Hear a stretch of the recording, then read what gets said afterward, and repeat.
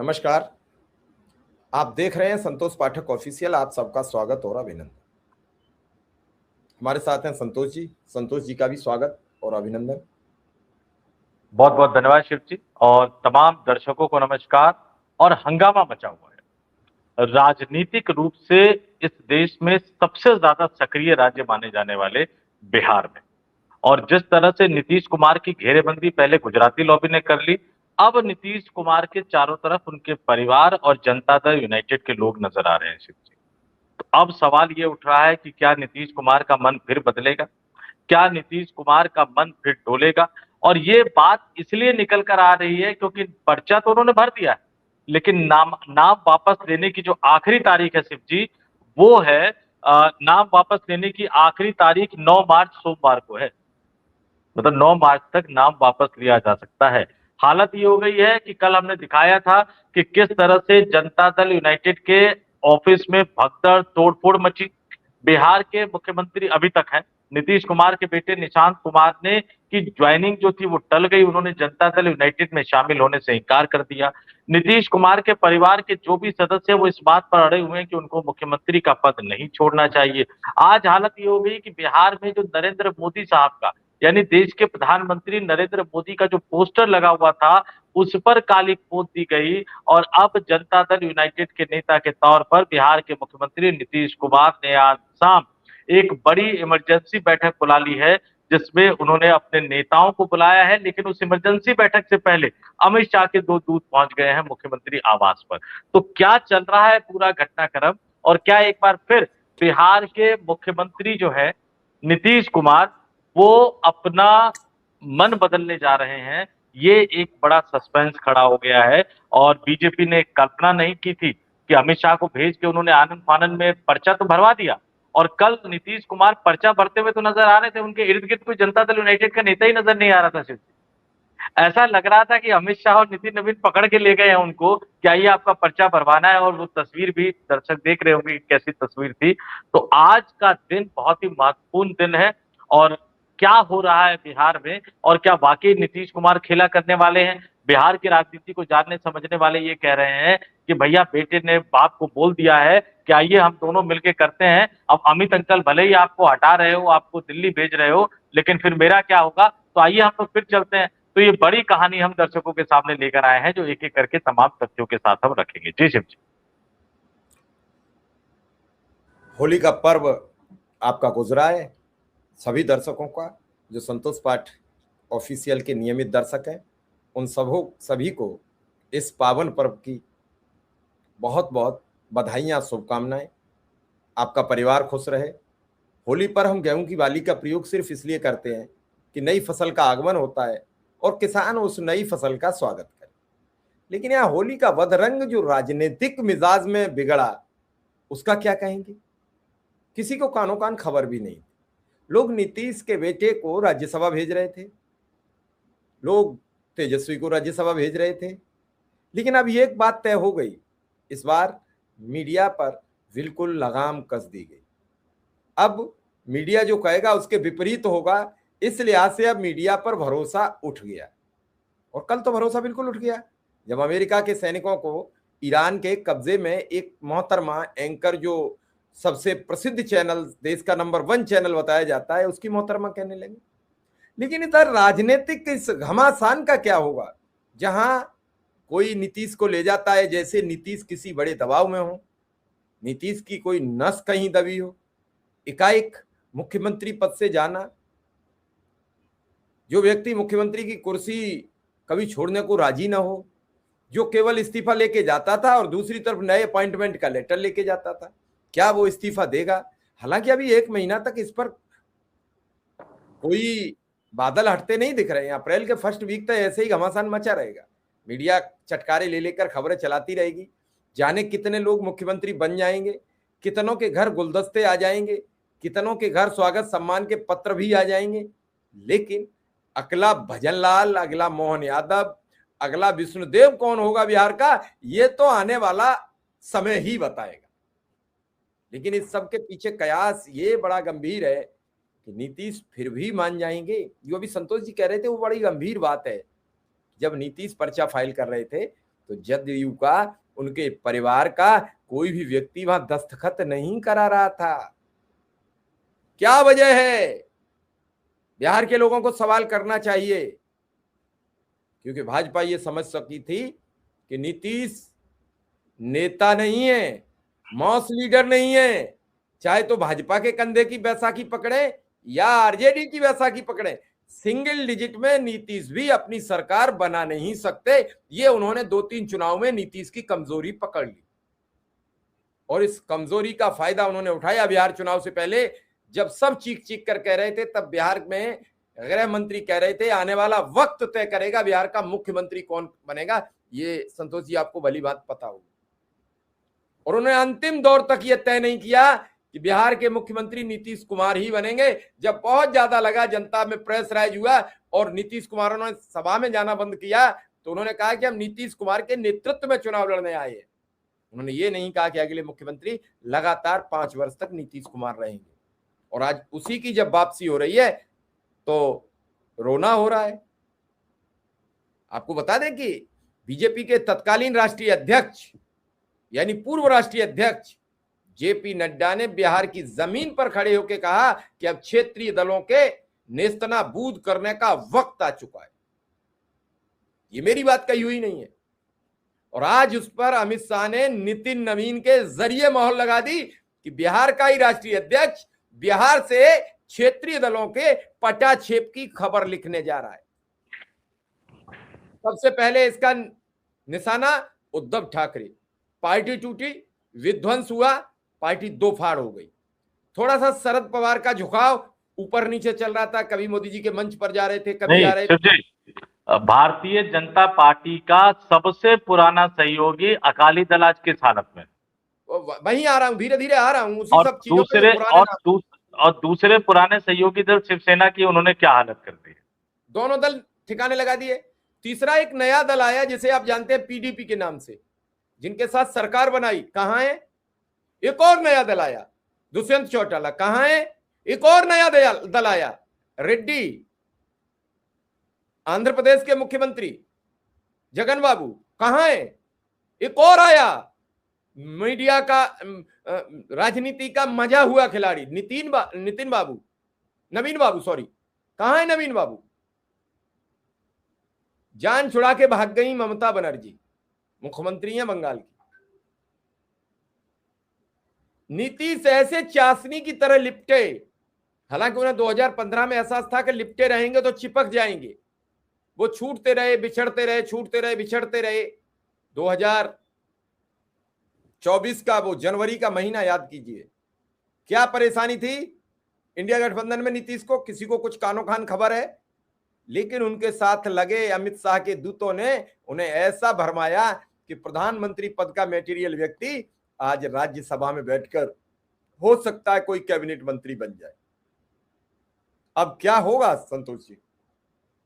देखिए शिव जी, सबसे पहले तो मैं जो नीतीश कुमार के भविष्य को लेकर कई तरह की बातें कह रहे हैं ना, कोई उनको राष्ट्रपति बना रहा है, कोई उनको उपराष्ट्रपति बना रहा है, कोई उनको कैबिनेट मंत्री बना रहा है। मैं आपको बता दूं कि भारतीय जनता पार्टी इन तीनों में से उनको कोई भी पद नहीं देने जा रही है। राष्ट्रपति 0% भी संभावना नहीं है, उपराष्ट्रपति 0% भी संभावना नहीं है। मोदी भरोसा नहीं करेंगे नीतीश कुमार पर।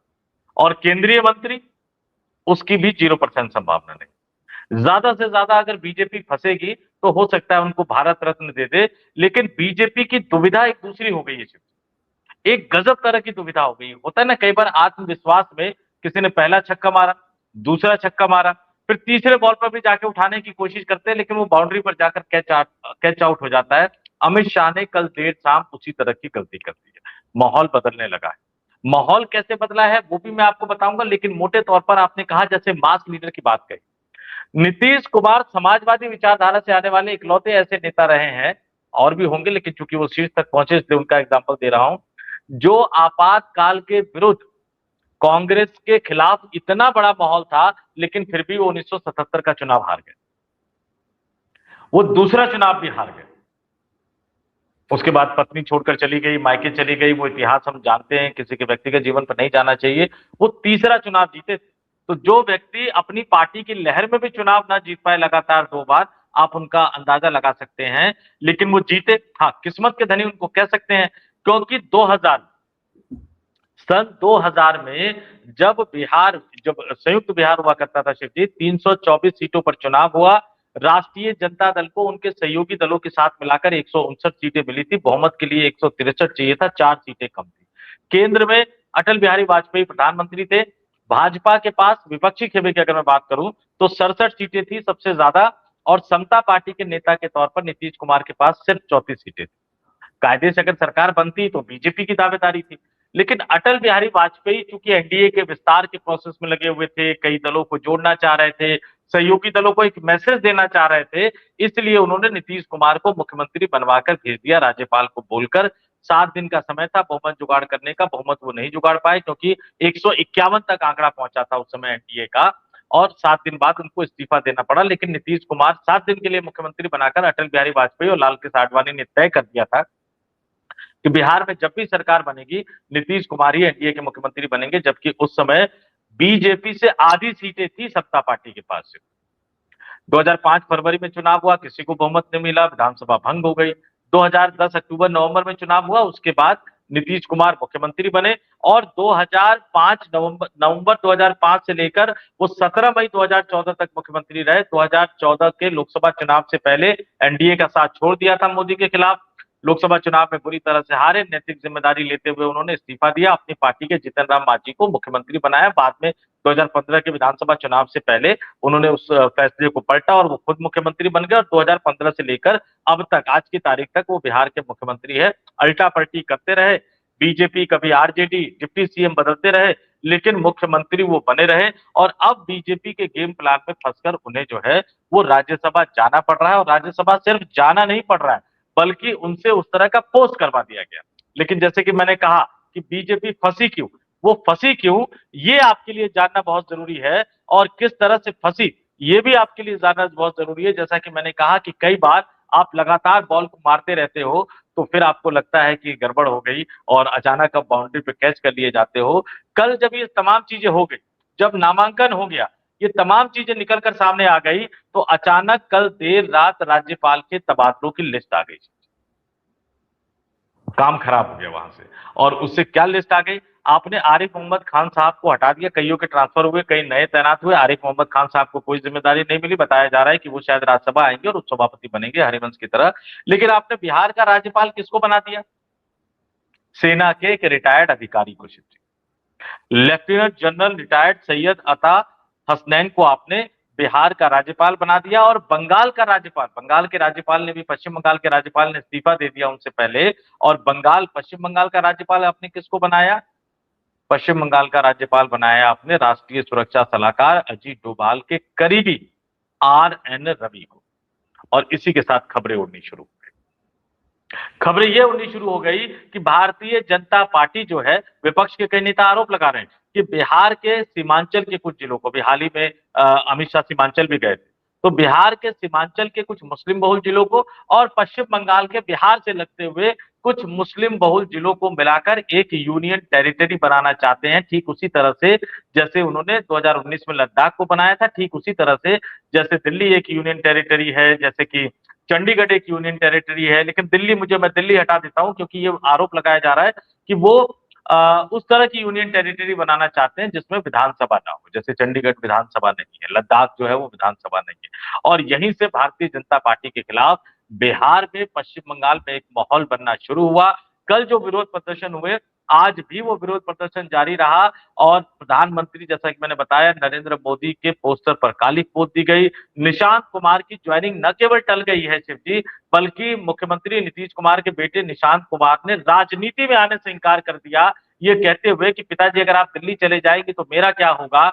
और इस तरह से कम आपके मुख्यमंत्री पद से विदाई नहीं होनी चाहिए। नीतीश कुमार के परिवार के जो लोग भी हैं, इस बार एक गजब चीज हुआ, इस चक्रव्यूह में फंसा के विपक्षी दल आरोप लगा रहे कि पूरे के पूरे सीएम हाउस को हाईजैक कर लिया गया।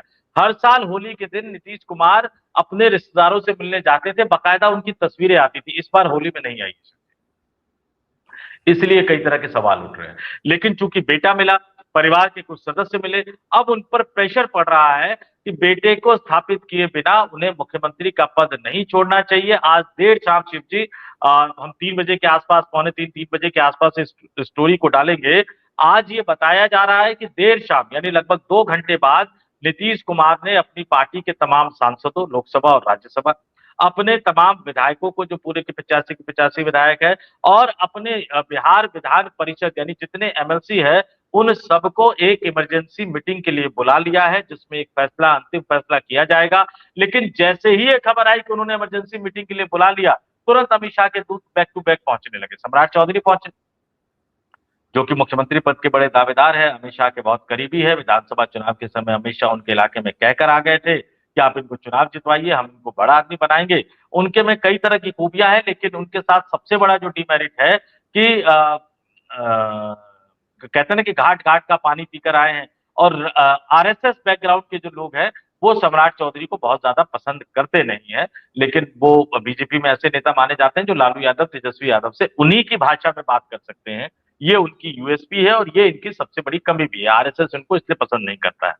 दूसरे जो सबसे बड़े दावेदार हैं, जो संघ की पसंद है, बीजेपी के पुराने नेताओं की पसंद है, वो भी डिप्टी सीएम है विजय सिन्हा। ये दोनों बैक टू बैक जाकर नीतीश कुमार को से मिले। अभी नीतीश कुमार को मनाने गए, नीतीश कुमार को समझाने गए, नीतीश कुमार को बताने गए कि देखिए समझौता हो गया, आप पीछे मत हटिएगा, नहीं तो गड़बड़ हो जाएगा। इस बार पलटा पलटी और अल्टा पलटी का खेल खेलेंगे तो शाह जी नाराज हो जाएंगे, खुद ही आके पर्चा भरवाए हैं, वापस लेने के बारे में सोचिएगा मत। और मैं दर्शकों को ये भी बता देता हूं कि भैया अगर अब तो चुनाव होना है, क्योंकि छठा उम्मीदवार ने भी भर दिया। 16 मार्च को चुनाव होगा, सुबह 9 बजे से लेकर 4 बजे तक, और 5 बजे से गिनती शुरू होगी। 16 मार्च को नतीजा आ जाएगा।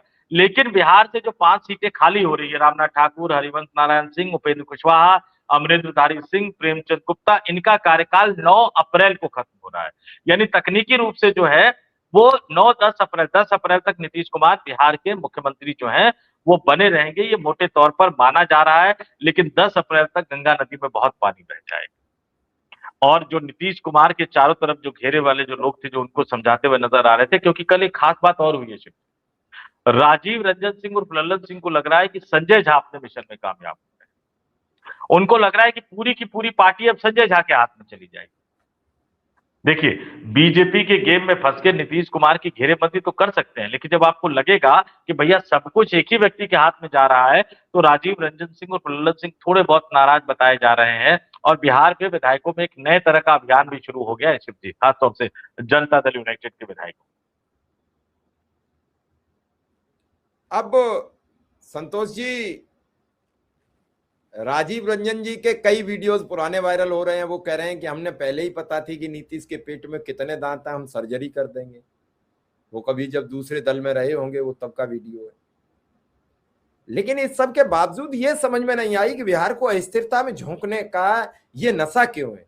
क्या नीतीश के जरिए योगी आदित्यनाथ को बदलने का एक सपना, एक राह बनाई जा रही है कि जब नीतीश को हम 20 वर्ष वाले को हटा के देखेंगे तो 10 वर्ष वाले योगी को हटाने का मंसूबा पहले पता चल जाएगा।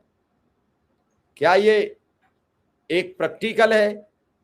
एक मैं बड़ी गंभीर बात आपसे कह रहा हूं कि एकाएक रात को 8-9 राज्यों के राज्यपाल बदल जाना, एकाएक जिस राज्यपाल ने कई राज्यों में उनके लिए रास्ताएं मुफीद की, जैसे बिहार में की, वो पता नहीं लग रहा है कि अब उनको कहां भेजा गया है, क्या होगा उनका।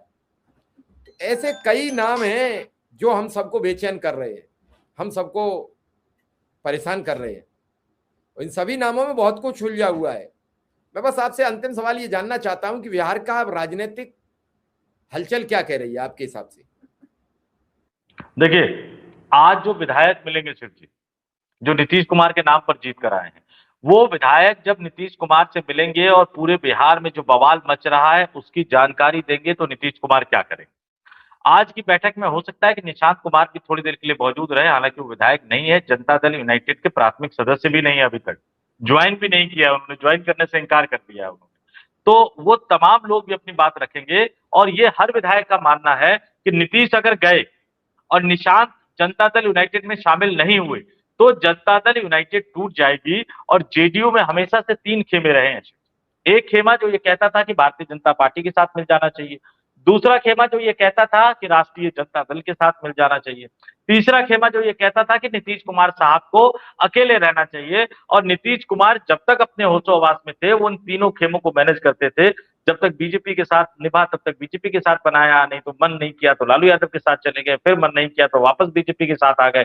आज की ये बैठक एक बड़ी क्रूशियल मीटिंग है शिव जी, और एक बड़ा सोशल मीडिया पर एक अभियान चल रहा है। अभी मैं दर्शकों को बता दूं कि ये कहीं आपको नजर नहीं आ रहा होगा, लेकिन ये अभियान हो सकता है कि देर शाम या कल तक, या हो सकता है कि ये अभियान 16 मार्च तक चलना शुरू हो जाए। तमाम लोग ये कह रहे हैं कि भैया नीतीश कुमार सांसद तो तब बनेंगे ना, जब वो राज्यसभा के सांसद तब बनेंगे ना जब चुनाव जीतेंगे, क्योंकि एक छठे उम्मीदवार ने राष्ट्रीय जनता दल के अमरेंद्रधारी सिंह ने भी पर्चा भर दिया है, तो चुनाव होना है।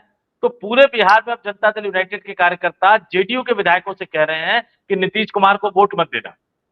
वो राज्यसभा का चुनाव हार जाएंगे तो दिल्ली थोड़ी जाएंगे, फिर तो मुख्यमंत्री बने रहेंगे। ये एक नया अभियान शुरू हुआ है, एक नई सुगबुगाहट शुरू हुई है।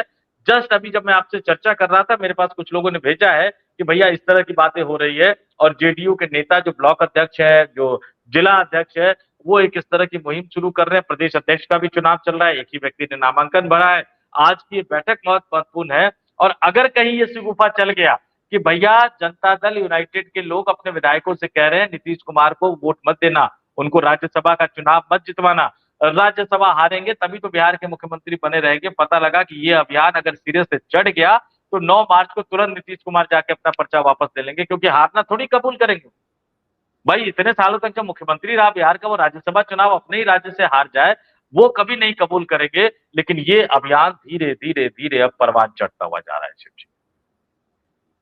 तो क्या आरजेडी ने अभी उम्मीदवार उतारा है अपना कि नहीं? आरजेडी ने जो उनके वर्तमान सांसद थे अमरेंद्रधारी सिंह, वो उतारा है उन्होंने, तो इसलिए चुनाव की नौबत आ रही है। नहीं तो निर्विरोधी हो जाते, फिर वोट डालने की जरूरत नहीं पड़ती। यही तो लोचा है शिव जी, उनके पास नंबर नहीं। देखिए 25 उनके अपने पास है, पूरा का पूरा अगर इंडिया गठबंधन एकजुट हो जाएगा तो भी वो 35 पहुंचते हैं। उनको 6 एक्स्ट्रा चाहिए। 6 एक मायावती की पार्टी के हैं, 5 जो है ओवैसी साहब की पार्टी के। ओवैसी की पार्टी कभी भी आरजेडी को वोट देगी नहीं। 3 विधायक चाहिए उपेंद्र कुशवाहा को चुनाव जितवाने के लिए, तो जाहिर सी बात है इनमें से किसी की क्रॉस वोटिंग होगी। ये जानने के बावजूद भी कि हम चुनाव हार जाएंगे, इसके बावजूद कैंडिडेट उतारना, ये अपने आप में बताता है कि पर्दे के पीछे कुछ न कुछ तो चल रहा है। क्योंकि एक बात ध्यान रखिएगा, जब तक नीतीश कुमार है तब तक राष्ट्रीय जनता दल है। जिस दिन बिहार की राजनीति 2 ध्रुवीय बन जाएगी, यानी नीतीश कुमार के 15% वोट बैंक और उनकी पार्टी को अगर भाजपा अपने अंदर समाहित कर लेगी, तो राष्ट्रीय जनता दल इस बार 25 जीते हैं ना, अगली बार 15 भी ना जीत पाएंगे, विपक्ष के नेता का पद भी नहीं मिलेगा। ये ध्यान रखिएगा। उत्तर प्रदेश में जैसे 3 ध्रुवीय व्यवस्था थी, मायावती गायब हुई तो बीजेपी कहां है, कितना आगे है बीजेपी और समाजवादी पार्टी में। महाराष्ट्र में देखिए, जैसे ही उन्होंने उद्धव ठाकरे को खत्म कर दिया तो आज एकनाथ शिंदे उनके साथ है, लेकिन कुछ कहने की हालत में नहीं है। अजीत पवार तो स्वर्ग ही चले गए, उनकी पत्नी एनसीपी सुनेत्रा पवार, वो कुछ कहने की हालत में नहीं है। भाजपा अपने सहयोगी दलों से कितना आगे महाराष्ट्र। हरियाणा में चौटाला के पूरे परिवार की राजनीति को खत्म कर दिया। भारतीय जनता पार्टी कहां है और चौटाला साहब का परिवार कहां है। तो बिहार में नीतीश कुमार जो है वो एक बैलेंस बनाकर रखते थे बीजेपी और आरजेडी यानी लालू यादव में। नीतीश का जाना मतलब तेजस्वी की राजनीति का खत्म होना, बीजेपी का मुख्यमंत्री आना मतलब तेजस्वी का कभी भी बिहार का मुख्यमंत्री नहीं बन पाना। तो अब आरजेडी को भी लगेगा कि नहीं, इस वक्त नीतीश कुमार को बचाना जरूरी है, नीतीश बचेंगे तब हम रहेंगे, नहीं तो अगली बार 25 जो अभी तो विधानसभा में नेता विपक्ष का पद मिला हुआ है, कैबिनेट मंत्री का दर्जा मिला हुआ है, अगली बार उतने भी नंबर नहीं आएंगे। याद कर लीजिए 2014 में कांग्रेस पार्टी की लोकसभा चुनाव में क्या हालत हुई थी। तो इसलिए मैं कह रहा हूं कि आज की बैठक ही बहुत ज्यादा इंपॉर्टेंट है।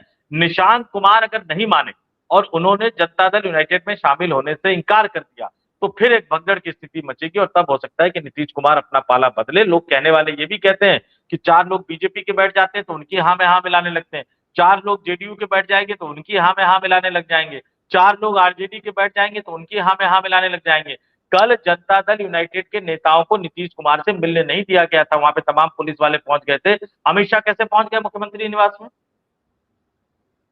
कैसे पहुंच गए बीजेपी के नेता, जब जेडीयू के नेताओं और मंत्रियों को नहीं जाने दिया जा रहा था जो बीजेपी पर्चा भरने के खिलाफ थे। तो इसका मतलब कहीं ना कहीं एक बड़ा पेच फंसा हुआ है, अब वो बड़ा पेज आज शाम को निकलेगा या 9 मार्च को जिस दिन नाम वापसी की अंतिम तारीख है उस दिन निकलेगा, ये कह पाना बहुत मुश्किल है। और मैं हमेशा ये कहता हूं नीतीश कुमार को लेकर कि नीतीश कुमार का राइट हैंड क्या करेगा ये उनके लेफ्ट हैंड को भी पता नहीं लगता। तो हमारी हैसियत ये बताने की नहीं है कि नीतीश कुमार क्या करेंगे।